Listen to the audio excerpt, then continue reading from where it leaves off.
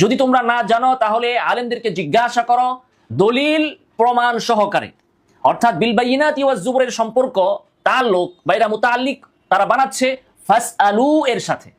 আমরা জানি যে বা এটা হরফে জর, তো এটা আরবি ভাষাতে একটা ফেলের সাথে মুতাআল্লিক হয়। তো তারা যেভাবে এটার অর্থ করছে সেভাবে অর্থ দাঁড়ায় ফাসআলু আহলাদ যিকরি ইন কুনতুম লা তা'লামুন বিল বাইয়িনাতি ওয়াজ জুবুর। তোমরা দলিল সহকারে যদি না জানো তাহলে দলিল সহকারে আলেমদেরকে জিজ্ঞাসা করো। অতএব আলেমদের থেকে দলিল সহকারে জানতে হবে। তো ফাসআলুর সাথে বিল বাইয়িনাতের সম্পর্ক করালে অর্থ কি দাঁড়ালো? আলেমদেরকে তোমরা জিজ্ঞাসা করো। যদি তোমরা না জানো তাহলে আলেমদেরকে জিজ্ঞাসা করো দলিল সহকারে। যে বেটা মাসআলাই জানে না সে তো দলিলও জানে না, তাহলে আলেমকে সে দলিল সহ জিজ্ঞাসা করবে কেমনে ভাই?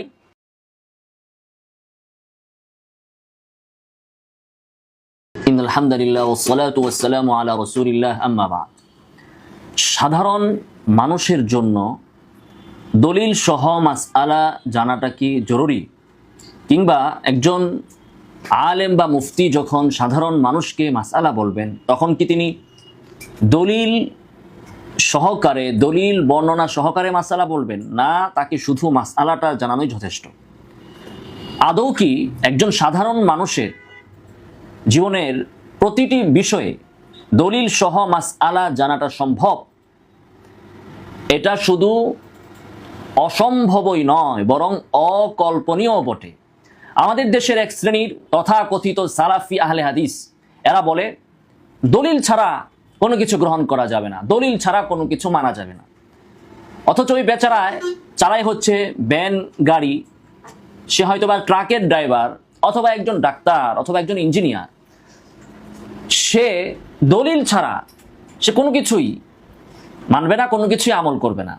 তো তাকে জিজ্ঞাসা করুন, তুমি যে নামাজের শুরুতে তাকবীরে তাহরিমা দাও এটার দলিল জানো? বলবে যে না, এটার দলিল আমি জানি না। তো মানো কেন? সবাইকে আমি দেখি এভাবে তাকবীরে তাহরিমা দিচ্ছে, এজন্য আমিও দেই। অথবা কোনো একজন আলেম আমাকে বলেছে, অথবা ছোট্টবেলায় মক্তবে যে এভাবে দেখেছি, আমি পড়েছি, শিখেছি, এজন্য আমি এভাবে তাকবীরে তাহরিমা দিয়ে নামাজ শুরু করি। তো তাকবীরে তাহরিমা কিন্তু দলিল ছাড়াই আপনি মানতেছেন। আপনার বাবা মার যে বিবাহ হয়েছে, যে পদ্ধতিতে ইজাব কবুল হয়েছে, এটা যে শরীয়তের স্বীকৃত পদ্ধতি, এটার দলিল কি আপনি জানেন? জানেন না। দলিল ছাড়াই আপনি কিন্তু আপনার বিবাহ সম্পাদন করেছেন। আপনি যে ঘুম থেকে উঠেন, উঠে ঘুমের দোয়াটা পড়েন, ঘুম থেকে উঠার দোয়া, এটা দলিল আপনি জানেন? জানেন না, কিন্তু আপনি আমল করছেন। এরপরে যখন আপনি বাথরুমে প্রবেশ করেন, বাম পা আগে প্রবেশ করান, এটা দলিল আপনি জানেন? বাথরুমে প্রবেশ করার দোয়া পড়েন, এটা দলিল আপনি জানেন? জানেন না। তাহলে দেখা যাবে যে আমরা সাধারণ মানুষেরা আমাদের জীবনের 99% মাসআলার দলিল আমরা জানিও না, খুঁজিও না।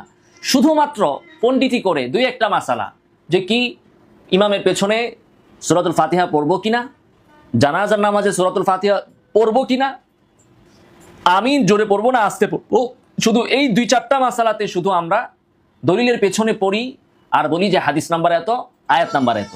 পুরা দলিলটাও কিন্তু আমরা জানি না। তো শরীয়ত কিন্তু আমাদের জন্য সহজ করেছে। শরীয়ত যদি বলতো যে একজন সাধারণ মানুষকেও জীবনের প্রতিটি ক্ষেত্রে দলিল জেনে, দলিল ঘেটে, দলিল বুঝে তাকে আমল করতে হবে, তাহলে কিন্তু একজন মানুষের জন্য ডাক্তার হওয়া, ইঞ্জিনিয়ার হওয়া, ব্যবসায়ী হওয়া কারো পক্ষে সম্ভব হতো না। সবাইকে ইমাম মালিকের মতো, আবু হানিফার মতো, ইমাম শাফির মতো, আহমদ ইবনে হাম্বলের মতো, তাদের মতো আলেম হতে হতো। অন্য কোনো কাজ কারবার দুনিয়ার বা জীবনের করার কোনো সুযোগ থাকতো না। তো দেখুন, তথাকথিত সালাফিরা কোরআনের একটি আয়াত দিয়ে অপব্যাখ্যা করে মানুষকে বুঝায় যে প্রতিটি ক্ষেত্রে দলিল লাগবে, দলিল ছাড়া কোনো কিছু মানা যাবে না, আলেম থেকে দলিল নিয়ে তারপরে আমাকে আমল করতে হবে। তো এটা তো বাস্তব ক্ষেত্রে সম্ভবই না। তারপরে তারা যে আয়াত দিয়ে দলিল দেয় এটাও একটা অবাস্তব এবং এটাও একটা ভুল আয়াতের ভুল ব্যাখ্যা এবং এই আয়াতের তাফসীর বিরাই, যেটা সম্পূর্ণ নিষিদ্ধ। আল্লাহ সুবহানাহু ওয়া তাআলা সূরাতুন নাহল সূরা নং 16 আয়াত নং 43-44 এই দুটি আয়াতে আল্লাহ তাআলা বলেছেন, আয়াতগুলো আমরা শুনি। আল্লাহ তাআলা বলছেন, ওয়ামা আরসালনা মিন ক্বাবলিকা ইল্লা রিজালান নূহি ইলাইহিম ফাসআলু আহলা যিকরি ইন কুনতুম লা তা'লামুন বিল বাইয়িনাতি ওয়াজ জুবুর। আল্লাহ তাআলা এখানে বলছেন মুহাম্মদ সাল্লাল্লাহু আলাইহি ওয়াসাল্লামকে লক্ষ্য করে যে আমি আপনার পূর্বে যাদেরকেই পাঠিয়েছি রাসূল হিসাবে, বিল বাইয়িনাতি ওয়াজ জুবুর, যাদেরকে আমি পাঠিয়েছি রাসূল হিসাবে মুজিজা দিয়ে এবং আসমানি গ্রন্থ দিয়ে, ইল্লা রিজালান, তারা আপনার মতো আদম সন্তান ছিলেন, মানুষই ছিলেন, ফেরেশতা ছিলেন না, মালাইকা ছিলেন না, যেমনি ভাবে কাফেররা দাবি করে, কাফেররা বলে, বা তাদের ভুল ধারণার ভিতরে তারা আছে যে তারা বলে যে রাসূল হইতে হলে ফেরেশতা হতে হবে। এই যে তারা একটা ভুল ধারণা আছে, তাদের একটি ভুল ধারণা রয়েছে, সেই ধারণাকে অপনোদন করার জন্য, দূর করার জন্য আল্লাহ তাআলা বলতেছেন নবীকে যে আমি আপনার পূর্বে যত রাসূল পাঠিয়েছি মুজিজা দিয়ে এবং কিতাব দিয়ে, তারা আপনার মতো আদম সন্তানই ছিল, মানুষই ছিল।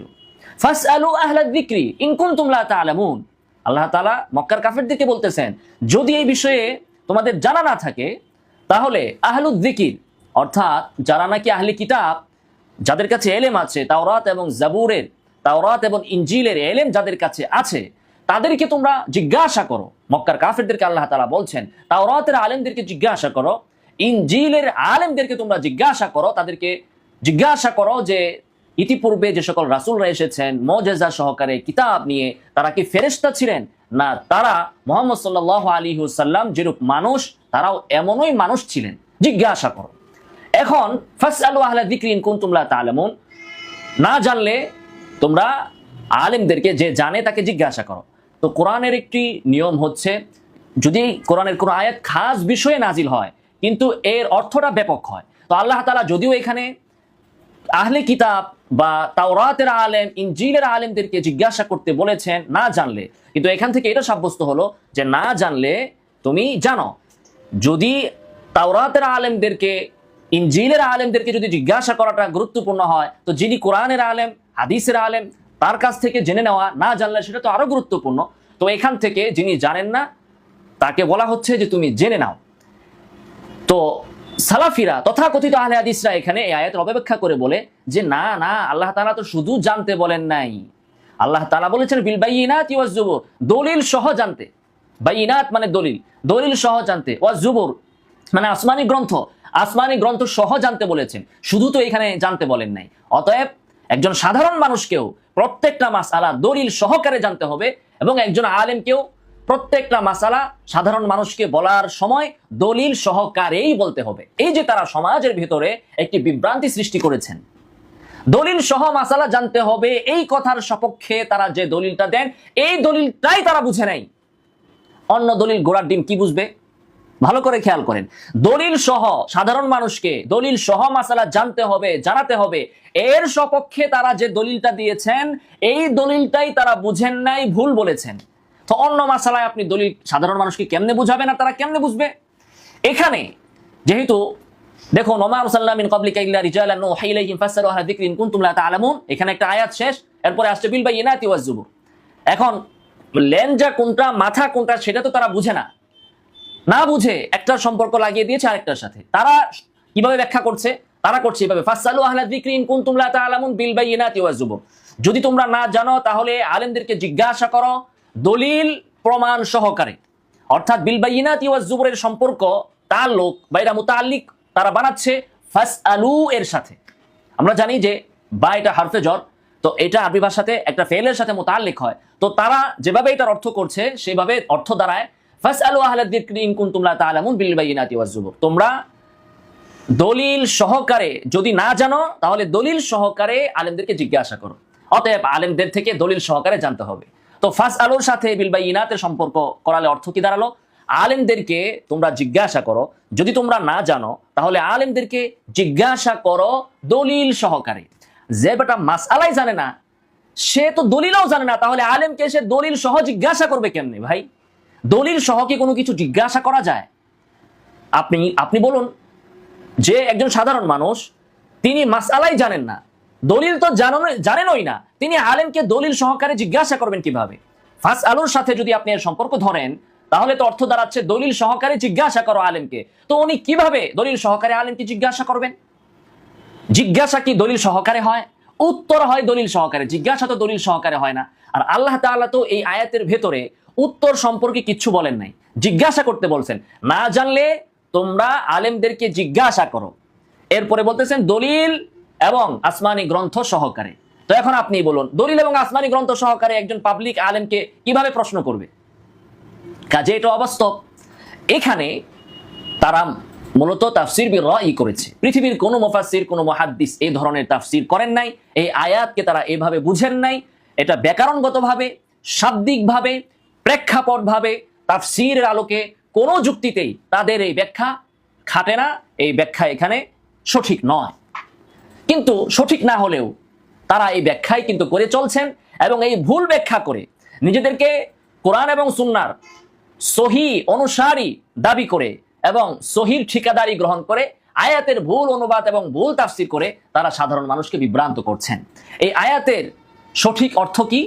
সঠিক অর্থ যেটা সমস্ত তাফসির বলবে, এই আয়াত সম্পর্কে যারা একজন সাধারণ আলিম তারাও বুঝবে বিল বাইনাতি ওয়াজ জুবুরের সম্পর্ক কার সাথে। এখানে আল্লাহ তাআলা ওয়ামা আরসালনা, ইরসালের কথা যে বলছেন, যে আমি পৃথিবীতে যত রাসূল পাঠিয়েছি সেগুলো তোমার মতোই মানুষ ছিল। মাঝখানে জুমলায়ে মুতারিজা মানে ব্র্যাকেট, মাঝখানে আল্লাহ তাআলা বলতেছেন ফাসালু আহলা যিকরি ইন কুনতুম লা তাআলামুন। যদি এই কথাটা তোমরা না জানো যে আগের রাসূলরাও ফেরেশতা ছিল না, মুহাম্মদ সাল্লাল্লাহু আলাইহি ওয়াসাল্লামের মতো বনি আদমই ছিল, এই কথাটা যদি তোমাদের না জানা থাকে তাহলে যারা পূর্ববর্তী কিতাবের আলেম আছে তাদেরকে তোমরা জিজ্ঞাসা করো। এটা মাঝখানে ব্র্যাকেট, জুমলায়ে মুতারিজা। মূল কথা হচ্ছে ওমা আরসালনা মিন ক্বাবলিকা ইল্লা রিজালান নূহি ইলাইহিম বিল বাইনাতি ওয়াজ জুবুর। আমি ইতিপূর্বে যত রাসূল পাঠিয়েছি, ওহী করেছি, দলিল, বাইনাত এবং জুবুর, দলিল এবং আসমানি গ্রন্থ সহ পাঠিয়েছি, তারা সবাই ইল্লা রিজালান, তারা সবাই রিজাল ছিল, অর্থাৎ তারা কেউই ফেরেশতা ছিল না, বনি আদম ছিল, আদম সন্তান ছিল, মানুষ ছিল। এই হচ্ছে আয়াতের সঠিক অর্থ এবং সঠিক ব্যাখ্যা। কিন্তু এখানে বেচারারা আয়াতই বুঝে নাই। তো এই দলিলের আয়াতই, দলিলই যে বুঝে না, তারে আপনি দলিল কেমনে বুঝাইবেন সাধারণ পাবলিককে? এই যে আমি বললাম এখানে মুতাআল্লিক সংক্রান্ত একটা কথা, এখন সাধারণ মানুষকে মুতাআল্লিক কারে কয় বুঝে? হরফে জর কাকে বলে বুঝে? হরফে জরের সম্পর্ক ফেইলের সাথে হয়, ফেইল কাকে কয় বুঝে? কিচ্ছু বুঝে না। তাহলে তাকে আপনি কিভাবে বুঝাবেন? এটা শুধুমাত্র অনুবাদ দেখে তো কোরআন হাদিসের সঠিক ব্যাখ্যা করা যায় না। না হলে আলেমদের কোনো দরকার ছিল না বছরের পর বছর আরবি ভাষা শিখে তারপরে এই আলেম হওয়ার। একজন আপনি যদি মনে করেন কোরআন হাদিস অর্থ দেখেই বোঝা যায়, তো আলেমরা কি মাদ্রাসায় বসে বসে ঘোড়ার ঘাস কাটে? তাহলে তারাও এরকম আপনার মতো ইসলামিক ফাউন্ডেশন একটা অনুবাদ কিনা নিয়া বলতো আয়াত নাম্বার 32 সূরা নাম্বার 33 এই শেষ। কি দরকার, কি ঠাকা পড়ছে আরবি ভাষা শিক্ষা করার? আচ্ছা, তো এই আয়াতের ভিতরে তাদের ব্যাখ্যা যে ভুল, আরেকটা পয়েন্ট দেখুন। বিল বাইনাত, বাইনাত মানে হচ্ছে প্রমাণ। কোরআনে বাইনাত যখন বলা হয়, অর্থাৎ দলিল, প্রমাণ, নবীদের ক্ষেত্রে, রিসালাতের ক্ষেত্রে বাইনাত দ্বারা উদ্দেশ্য হচ্ছে নবীদের মুজিজা, অকাট্য দলিল। এখন দলিল মানে আমাদের তথাকথিত সালাফিরা যেটাকে দলিল মনে করে, যে ইসলামিক ফাউন্ডেশনের বাংলা অনুবাদ কোরআন শরীফ আয়াত নম্বর 36 সূরা নম্বর 42, এটা বাইনাত নয়। নবীদের বাইনাত কি? এই যে আল্লাহ বলতেছেন আমি যত রাসূল পাঠিয়েছি বাইনাত দিয়ে, নবীদের দলিলটা কি? নবীদের দলিল কি আয়াত নাম্বার এত? এটা নবীদের দলিল হচ্ছে মুজিজা। কোরআন একটা মুজিজা, এবং আল্লাহ তাআলা বিভিন্ন নবীদেরকে বিভিন্ন মুজিজা দিয়েছেন। আমাদের রাসূল সাল্লাল্লাহু আলাইহি ওয়াসাল্লামেরও অসংখ্য মুজিজা ছিল। সেগুলো, যে দলিলগুলো দেখে নবীর অকাট্য হওয়া, নবীর সত্যতার প্রমাণ যে দলিলের ভিতরে পাওয়া যায়, সেটাকে বলা হয় বাইনাত বা মুজিজা। এবং জুবুর মানে হচ্ছে আসমানি গ্রন্থ। এখন আপনি বলেন, তারা যদি বলে এই আয়াত দিয়ে, তাহলে বলতে হবে যে প্রত্যেকটা আলেমকে মাসআলা বলার সময়, সাধারণ মানুষকে মাসআলা বলার সময় মুজিজা সহকারে এবং আসমানি গ্রন্থ সহকারে জবাব দিতে হবে। এটা কি সম্ভব? আলেম কি মুজিজার মালিক? তাহলে আর এখানে তো আল্লাহ তাআলা জবাব দেওয়ার কোনো প্রসঙ্গই আনেন নাই। আল্লাহ তাআলা বলছেন জিজ্ঞাসা করতে, অর্থাৎ যিনি জবাব দিবেন তিনি কিভাবে জবাব দিবেন এই বিষয়টা এখানে আসেই নাই। আসছে হচ্ছে যে জানে না সে কি করবে সেই বিষয়ে। তো যে মূল মাসআলাই জানে না, সে দলিল জানে কোত্থেকে? তো দলিল দিয়ে সে কেমনে আবার জিজ্ঞাসা করবে? আশা করি এই বিষয়টি স্পষ্ট হয়েছে। অতএব সাধারণ মানুষের জন্য দলিল প্রমাণ জানাটা এটা অসম্ভব, অকল্পনীয় এবং এটা অবাস্তব।